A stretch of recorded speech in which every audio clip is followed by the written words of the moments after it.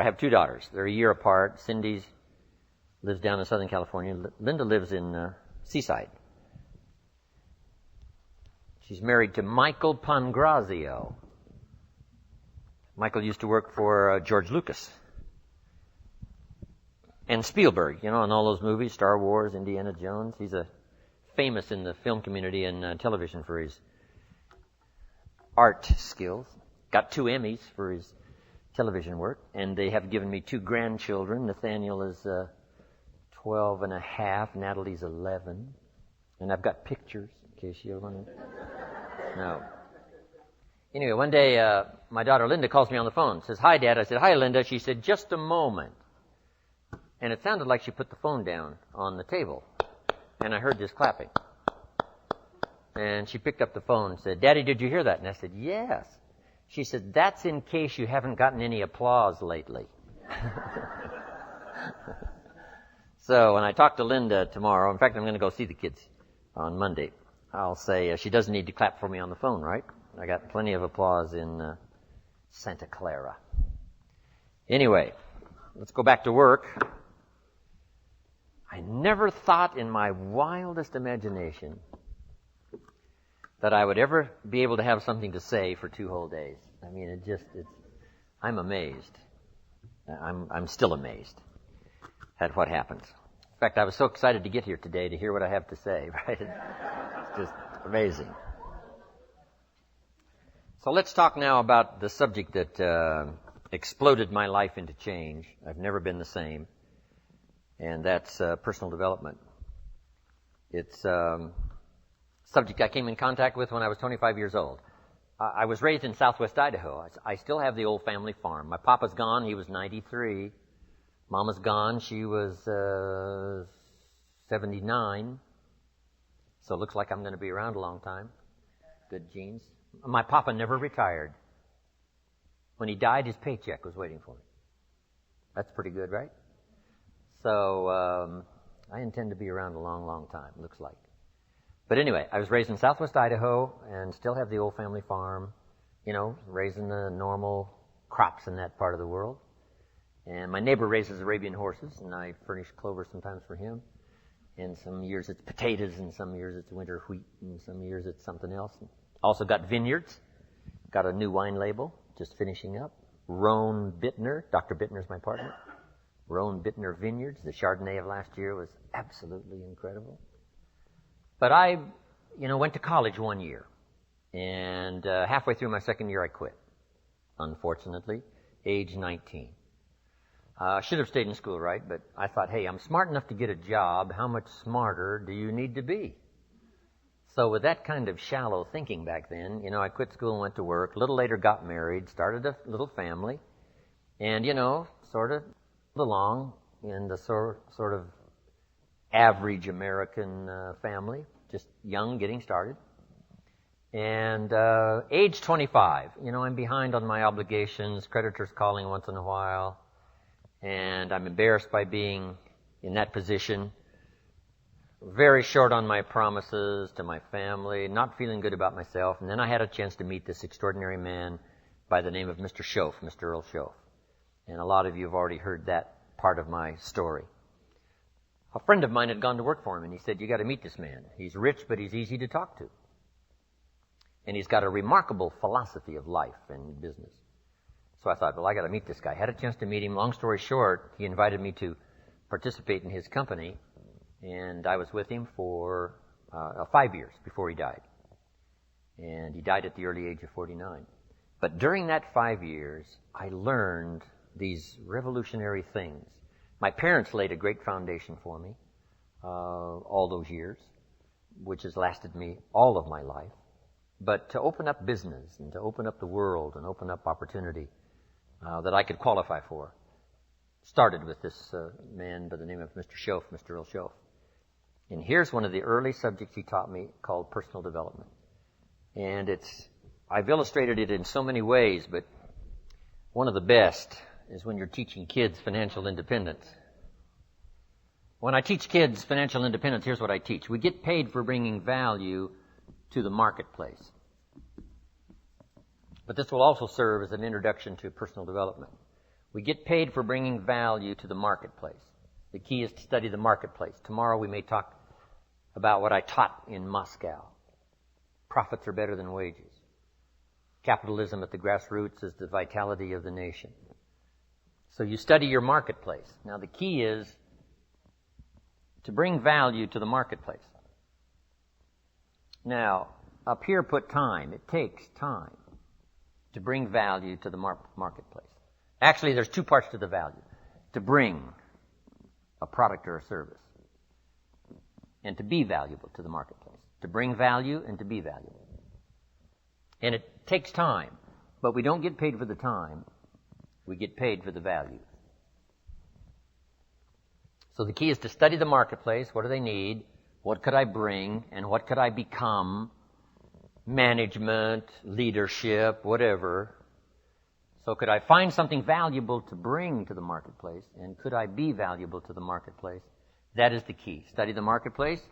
But then my mentor said the main thing is to study yourself.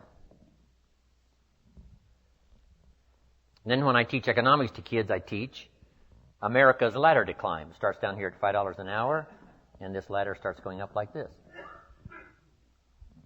Top income last year, there's a whole variety of stories. I'm sure one of the top was something like 26 million, something like that, for 1 year. So we started at $5 an hour, and it would go up to 26 million. Now, here's what we call this. A heck of a ladder. Not much better way to describe it, right? That's a heck of a ladder. So, here's what everybody has the opportunity to climb the ladder. Now, first, all you need is what? A chance. That's all everybody needs is a chance and a start, and now education as to how to take advantage of your chance, how to get started, and use your education to move up this ladder, speaking financially. Now, there's a lot of ways to grow, but speaking financially, this is the deal. So let's say you start at $5 an hour. And really, who cares where you start as long as they let you on the ladder. So you start at $5 an hour. Now the first key is, how do you increase the $5? And there's several philosophies to increasing the $5. Here's number one. Wait for them to raise the minimum wage. Right? Wouldn't that be one philosophy? Now, the last time it took how many years, right? Several years to raise the minimum wage, which is okay. I'm not saying it isn't okay. It's one way to get an increase in income is to wait for the minimum wage. Okay, here's the next philosophy. To wait for a raise, which is certainly legitimate.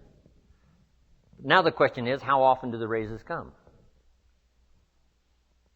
Every 6 months maybe, 1 year, they do what? A review? What if you miss the review? Well, you got to wait another 6 months or maybe a year.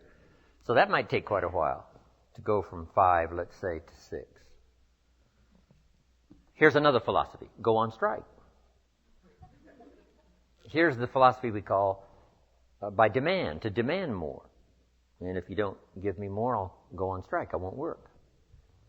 Which is one philosophy. To get more by demand. Now, here's the problem with demand. Make the note. Kids need to learn it. You can't get rich by demand. You might get a few more pennies, right? You might get an extra dollar. You might get an extra benefit or something, but you can't get rich by demand. Here's why. Not that it isn't America, and not that it isn't that economically now we're doing incredibly well, but here's why you can't get rich by demand. It's the wrong philosophy. And here's what would be tragic all your working life. To live in the right country and have the wrong philosophy. So you can't get rich by demand. Then how could you get rich in America? It's very simple. Change your philosophy. And what would be the new philosophy? Answer. You get rich by performance, not by demand. Now, my mentor says, some people don't just make $5 an hour. They've moved up to 6. How easy would it be to get to 6? Probably pretty easy. If you worked for McDonald's, they paid you $5 an hour, hauling out the trash. If you whistle while you haul out the trash, they'll pay you $6 an hour. Right? Here's an unusual person. They deserve $6 just because of their attitude. Wear the hat, say yay McDonald's. Okay? So for that, you get an extra, what? $1 an hour, because the company recognizes, hey, looks like this is going to be an oncoming person. So it's not that difficult to go from 5 to 6. But here's what's interesting. Some earn $50 an hour, 10 times as much. How could you multiply your income by 10? One, you probably couldn't do it waiting for a raise. Certainly you couldn't do it waiting for them to change the minimum wage. And you certainly couldn't do it by demand. Because usually when they make demands, they don't demand that you multiply my income by 10. People don't go on strike for multiplying their income by 10, usually, right? It's just a little increase. So, how could you go from 5 to 10? Interesting. But that's not the end of it. Can you think of somebody that makes $500 an hour? My Beverly Hills attorney, yes. I think you can think of some, right, that make $500 an hour. Now, 500 multiplies by 10 again. Not just once from $5 to 50, but from 50 to 500 is multiplying by 10 again. Can you multiply by 10 and then multiply by 10? And the answer is yes. One, living in the right country is an advantage. But here's the greatest advantage, having the right philosophy. Now, $500 an hour is not the end of the story. We go right on up to these top incomes. Would a company pay someone $26 million for 1 year's work? And the answer is yes. They do it all the time, right? Not because this guy went on strike. That's not how he gets the $26 million. So, a change and a shift in philosophy here starts to change everything. Now, my mentor said, you can climb this ladder, Mr. Rohn, as high as you wish to climb it. We're just talking economics now. There's a lot of other values to go for, but speaking economically, you can climb this ladder as high as you wish to climb it if you'll follow this philosophy. And here's what he said. You that have been around for a while have heard me say it. He said, learn to work harder on yourself than you do on your job. Learn to work harder on yourself than you do on your job. I got the message, age 25. Then he added, if you work hard on your job, you can make a living, which is noble. If you work hard on yourself, you could make a fortune, which is exciting. I had never heard that kind of philosophy before. Working harder on yourself than you do on your job. Work hard on your job, make a living, which is fine. Work hard on yourself, make a fortune, which is super fun. Or working hard on yourself starts to multiply your value to the marketplace. So we're talking about bringing value and being valuable to the marketplace. And this is the key. We don't get paid for the time, we get paid for the value. Then he put it in the form of a philosophy that I've been teaching now all these years, which is so important. And now let me give you that philosophy. He said, success is something you attract by the person you become. Success is something you attract by the person you become. Success is not something you pursue, chase, run after. Success is something you develop, something you become. You attract success. Tomorrow we're going to talk leadership. Here's the theme of leadership. To attract attractive people, you must be attractive. To attract skillful people, you must be skillful. To attract committed people, you must be committed. So the whole key to unlock all the treasures, whether it's economic treasures or spiritual treasures, financial, social, personal, every way you can possibly think of, is by your own personal development. And then he added one more, which is so important, and it's probably worth the price of the seminar. Here it is. What you become is much more valuable than what you get. What you become is much more valuable than what you get. The major question to ask on the job is not what am I getting here. The major question to ask on the job is what am I becoming here?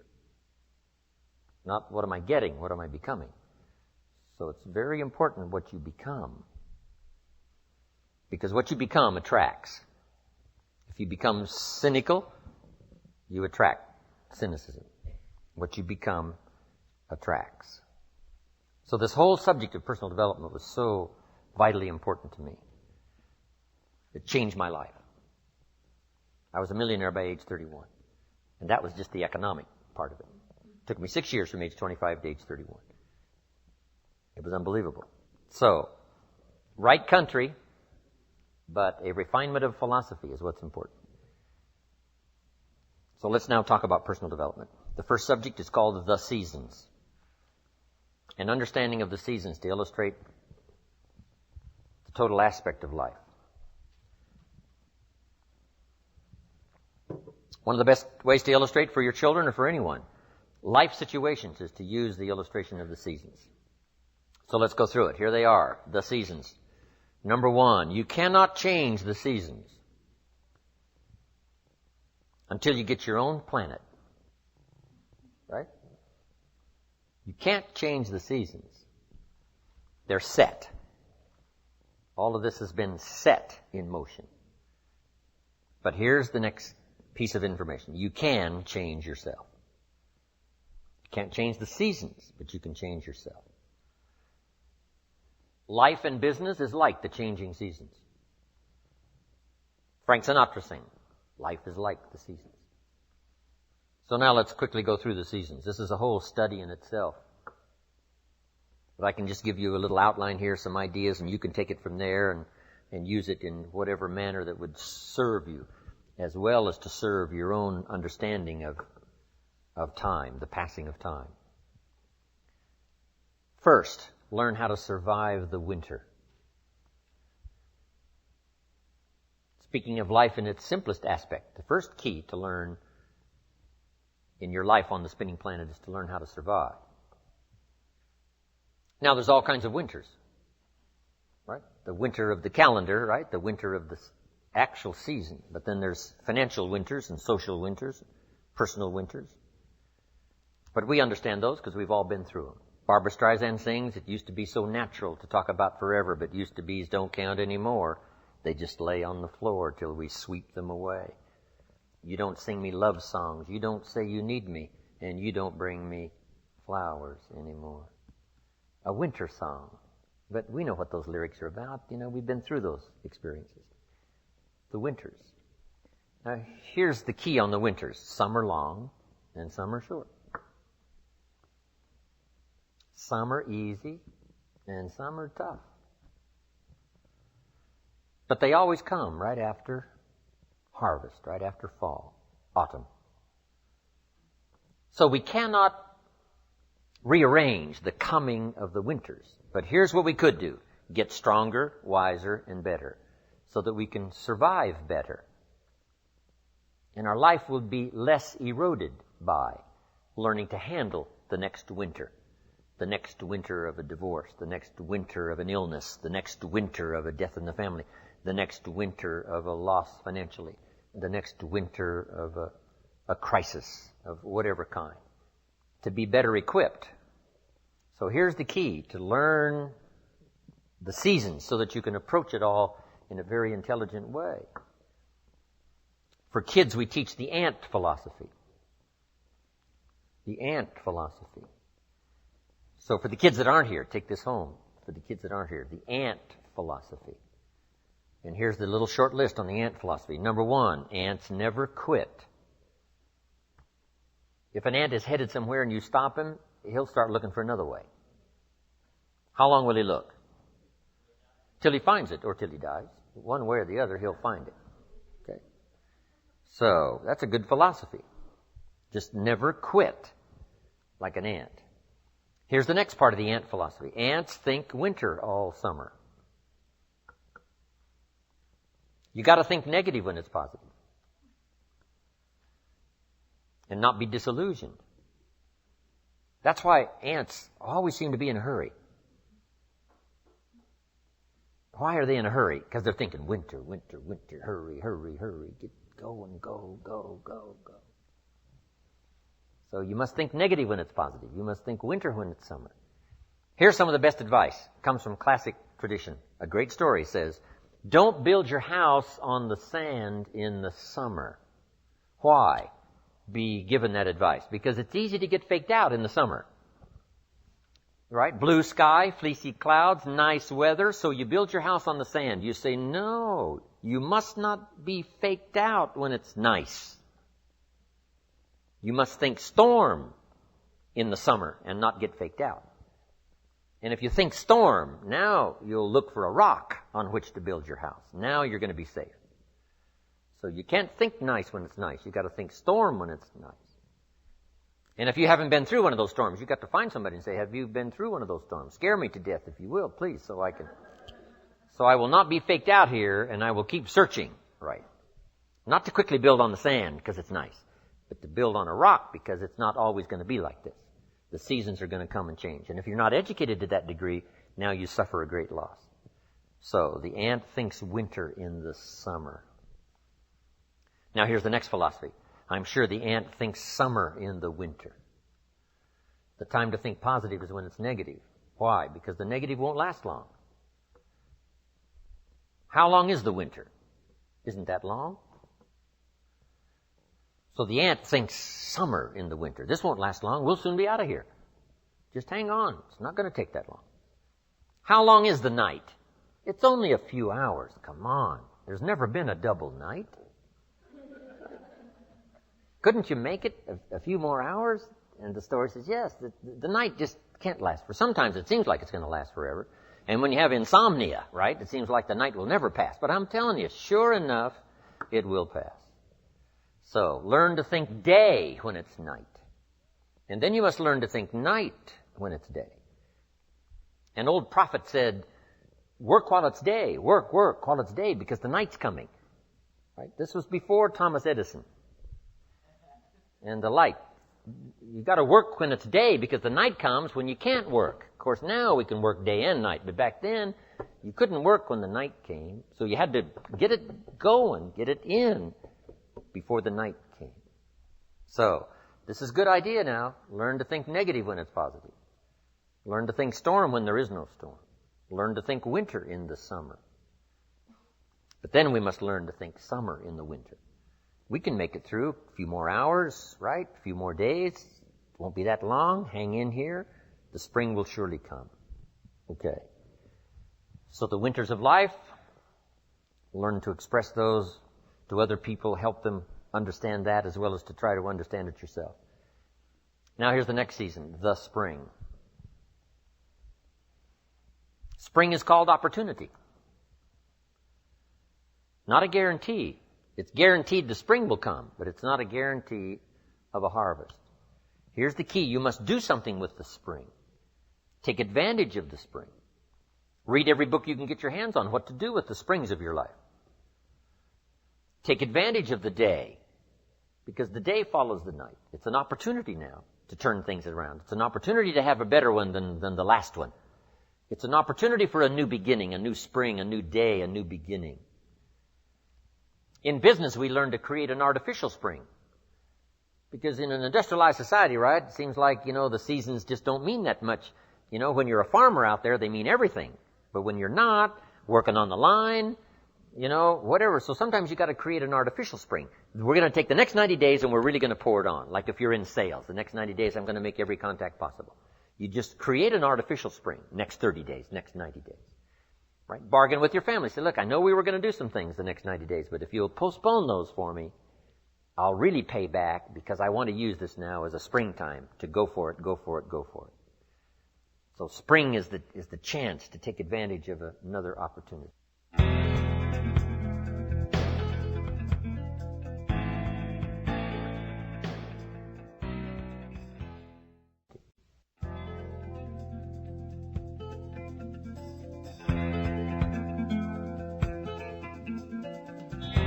Now, here's what you must do in the spring. It's a very short season usually. You must hurry. You wouldn't ask a farmer to go bowling in the spring. He hasn't got time. Why? The season is too short. The planting season is too short. You've got to get it done fairly quickly. And life at its longest is short. The Beatles wrote, life is very short. Which is true. My father lived to be 93, but it seemed to be very short. It didn't seem that long. So life is short. For John Lennon, it was extra short. For Michael Landon, life was extra short. For my mentor, died at age 49, that's extra short. But life at the longest is short. So you must learn to appreciate opportunity and take advantage of it while it's day, while it's time. Now we call spring a window of opportunity. If you have a chance to talk to someone, the window's open. It may not stay long, so take advantage. Don't hesitate. Meet a new friend. Talk to somebody while the window's open. Now here's the season for everybody to understand because it is so applicable to our life, and that's the season of summer. Two things we must do in the summer: nourish our values and protect. Nourish like a mother, protect like a father. The twin challenges in the summertime help to illustrate life, that we are confronted with both good and evil. Is that the way it should be? You got to ask somebody a little higher up than me. We could get into probably a pretty great debate. Would there be good without evil? Here's the best answer I've got. In our finite position at the moment, here's the best answer. It doesn't seem like it. It seems like it takes the contrast to make a scenario, to make an adventure. Now remember, we didn't set it up, so. But here's what seems to be the setup. Opposites in conflict. That seems to be the setup for a human adventure. One contesting against the other, vying for the territory. Would there be light without darkness? We probably wouldn't call it light. What gives us the value of one is the contrast of the other. But darkness is always trying to move in and take all the territory. But if you turn on the light, its energy starts to repel darkness. Darkness begins to move away. And the brighter the light, the further away the darkness must move. If you walk into a dark room and turn on the light, the darkness is what? Gone. But here's the point to remember, not very far. The darkness seems to be, yes, it's gone, but it's waiting for its chance. That if light loses its energy, darkness has a chance now to move back in. Here's one of the better realistic illustrations, and that's health and illness at odds in your body. Illness trying its best to drive health into a small corner and occupy the territory. And health trying what? To push illness into a small corner. There's this contest going on. Who's going to occupy the territory? If one stays strong, the other is diminished. If the other gains in power, then the other is diminished. Okay. So what you must learn to do is cooperate with the positive side of everything in your body and your life. Sometimes we sabotage our own best interest. The body needs a banana, you send it a Coca-Cola. And the body says, what is the deal here? I'm health trying to drive illness into a small corner. I ordered a banana, you send me a Coca-Cola. So the body could rightfully say what? Whose side are you on? Give us a break here. We need every tool we can get to keep illness at bay. Because if we get weak, I'm telling you, it moves in, takes the territory.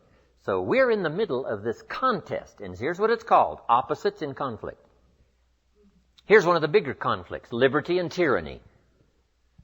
Liberty is the absence of tyranny. But even though tyranny is conquered, it's not very far away. The same goes on in your bloodstream. Red corpuscles to nourish like a mother and give life. White corpuscles to fight and kill like a father. White corpuscles say, just show me some infection, I'll kill it. If I don't kill it, what? It killed you. Somebody's going to get killed. In this contest, right?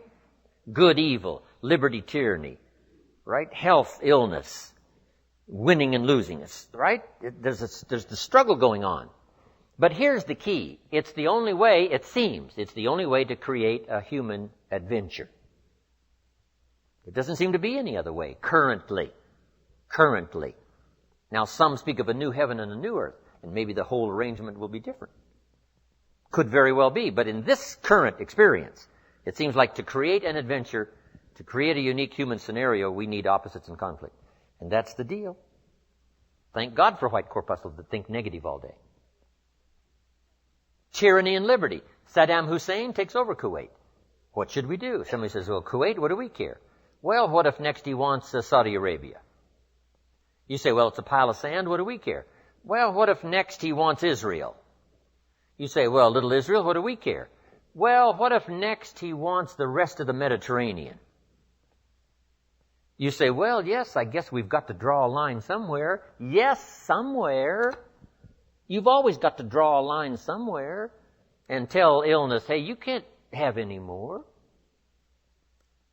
You've got to throw up the barriers. Draw a line in the sand. Our President George Bush was right to draw a line in the sand. Put together the coalition and put together 500,000 troops and go kick Saddam Hussein out of Kuwait. History demanded it. Hired Chief White Corpuscle General Schwarzkopf.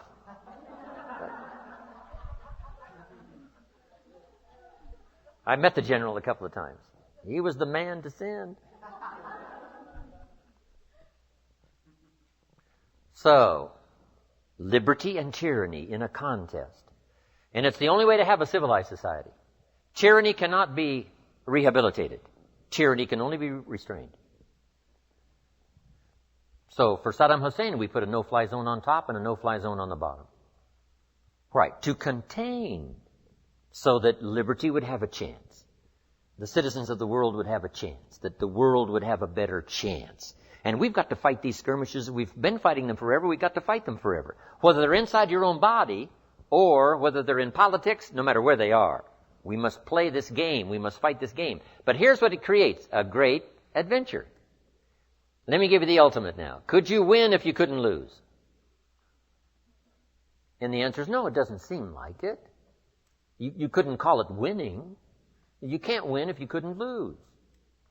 So that's the deal now. Negative, positive. Would there be negative, positive without negative? No, it doesn't seem like it.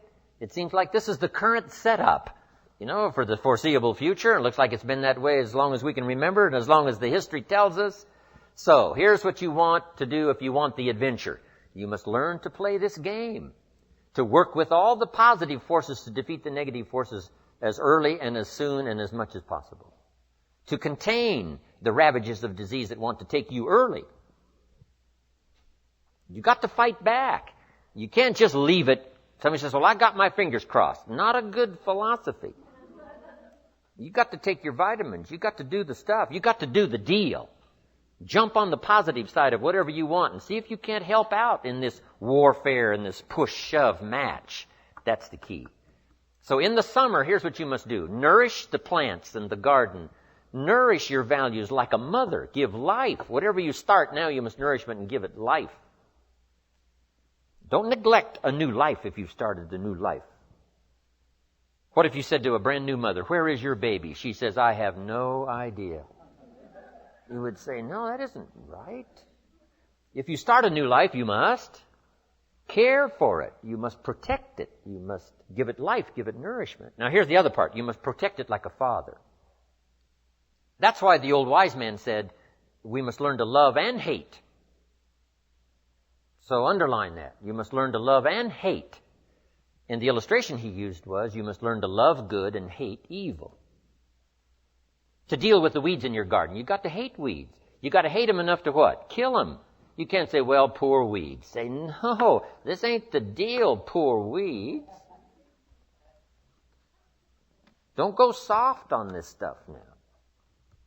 You've got to hate evil. You've got to hate the weeds that are out to destroy your garden and rob your children of the nourishment they deserve. So, here's the deal. Love like a mother, hate like a father. And here's the rest of it. Give life like a mother and take life like a father. You've got to take the life of the weeds or they will take the life of your garden. Somebody's going to get killed. Remember? So you must be like a father. Any father would say to whatever threatens his family, take 3 more steps toward this family, you'll cease to exist. I'm father. I kill. So send out the warnings. Send out the signals.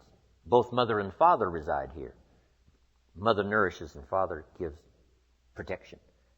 And yes, it's possible to love like a father and hate like a mother, just so you get both done.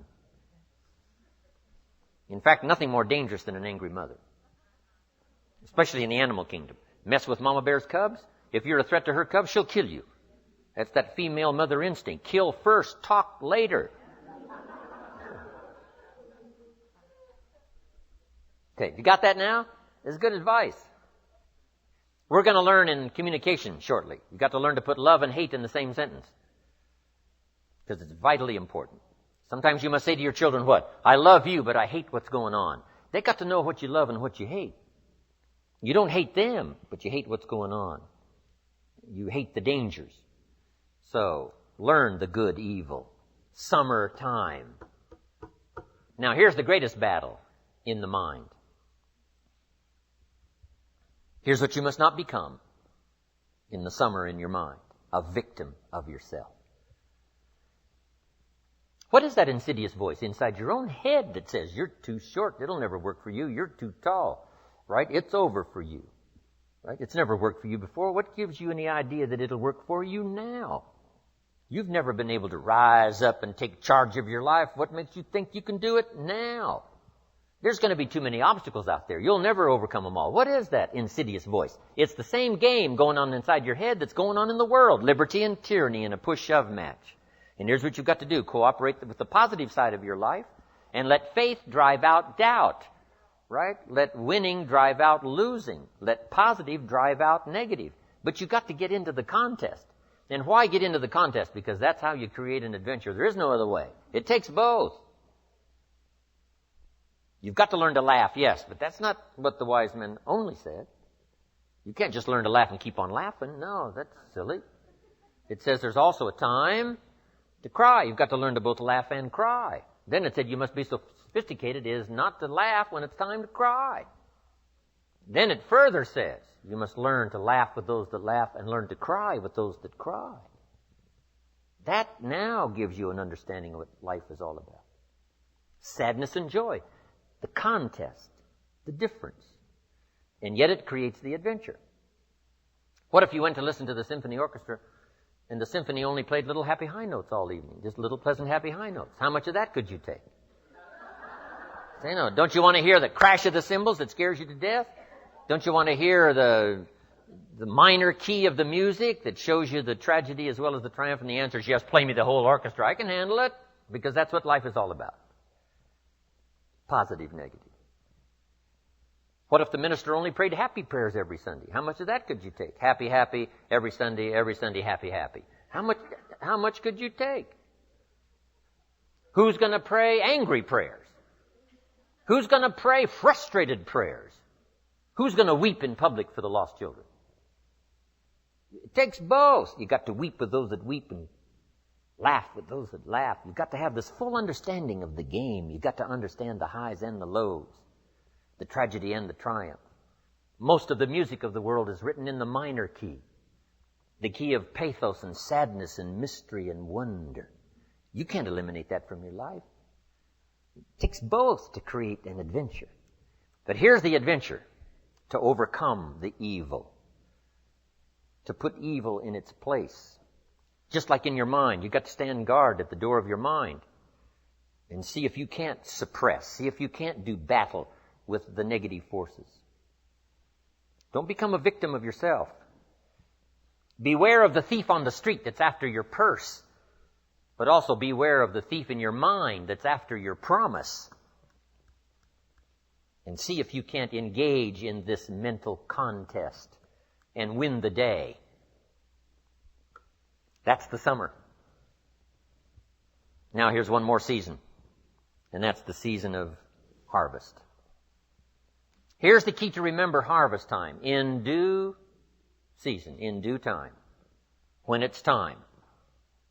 And part of this is to develop the patience so that when it's time, it will come. But you cannot be impatient. Patience is part of the game here. You can't plant the seed and 2 or 3 days later dig around and say, where's my crop, where's my crop? Say, no, come on, that's foolish. We'll take you away to some safe place. You got to plant and what? You got to plant and wait and exercise patience. And then when it comes time, you give it nourishment and you give it care and you give it protection, and then you got to wait some more and you got to wait some more and you got to wait some more. But here's what it says. In due time, in due season, when it's ready, when it's time for you, whatever it is, financially, socially, personally, economically, whatever the time, when it's time, your harvest will come. The old wise man said what? Run the race, and the prize will be yours if you don't faint. And sometimes, in the summer, it's easy when the sun is hot to faint, to spend less time. But if you faint not, if you're there ready after this activity of summer, do the summer work. Just make the little note. Do the work of summer. Nourishing, protecting. Whether it's family, whether it's business. The work of summer. Now, the harvest. Here's the key now to harvest. To wisely use the resources. When your harvest comes now, you can't blow it all. You can't spend it all. You can't live it all up. Remember the two parts to life. One, the full development of all your potential. Second, the wise use of all your resources. Tomorrow, one of our major subjects is going to be the management of time. Time management. If we have time, we'll go through that. As I said, I'm going to cover procrastination, but I've decided to put that off till tomorrow. The management now of your resources when they come. An ancient story says they took the 7 years of plenty and they didn't live it all up. Make the note. You must take the 7 years of plenty and not live it all up. What did they do? They used the 7 years of plenty to get ready for the next 7 years of famine. The first 7 to prepare for the next 7. We'll talk more about that tomorrow under financial independence. So the subject of the seasons, so vital, so important. Such a great illustration to almost every life situation you can think of. It'll help your kids, it'll help your business, it'll help your management people, your sales people, everybody. This could be one of our best seasons in terms of the world. The turning of the century, everybody's thinking about the year 2000. A new century, a new millennium, a new beginning, a new chance, a new opportunity for world cooperation, national, international cooperation. What can we do to play our small part in the whole wide-ranging scheme of things? It's good that everybody's thinking about this. This could be a new time, a new chance, a new opportunity. Right? Yes, we've blown it in the past, and we've messed it up in the past, but maybe, just maybe this time, there's enough technology and enough sanity and enough spirit and enough righteousness and enough rightness, enough stuff to make this, the opening years of the next centuries, some of the most promising years in the last 6,000. Wow. Now, make these quick notes and we're going to take a break. The 4 steps to success. These personal development subjects are just vitally important. The first step to success is good ideas. You must be a collector of good ideas. Here's where my mentor did me the greatest of service, and that was keeping a journal of good ideas. Here's what he said. Don't trust your memory. What classic information. Don't trust your memory. If a good idea comes, jot it down. 1, so you can review it. 2, so that you capture it. It won't be lost. So all those years back then, I started keeping a journal. I got journals you wouldn't believe. Little cheap ones when I first started. Remember the Gregg shorthand? Little books, little spiral things? I used those. You can say, you must be broke. Yes, I wasn't doing very well, so it cost, $1 or something back then. Now my journals are expensive. This one costs $42. And I wished it would have cost more, because I'm doing really well. My journals. But if you look at all my journals, you can tell how my life was going. Say he was poor here, and it looks like he was rich here, and Then he was broke again. Now it looks like he's rich again for sure. So, but here's the key. And we'll talk about this more also under time management. Something to pass on to the next generation. The collection of ideas that made you healthy. The collection of ideas that turned your life around. The collection of ideas that caused you to learn extra skills and got the extra income. The wise use of your resources, the ideas you found on how to do that. Think of passing this on now to the next generation and the next generation. This is so valuable. But mostly now, primarily for your own study. So you can go back over what you've collected. And in a now different place, same ideas, but now that you're in a different place, you'll see it in a whole new light on how it will help change your business, help change your career, your future, relationships, and all the rest. Keeping a journal, right? Now, this is for serious students. Non-serious students don't need to keep a journal. Right?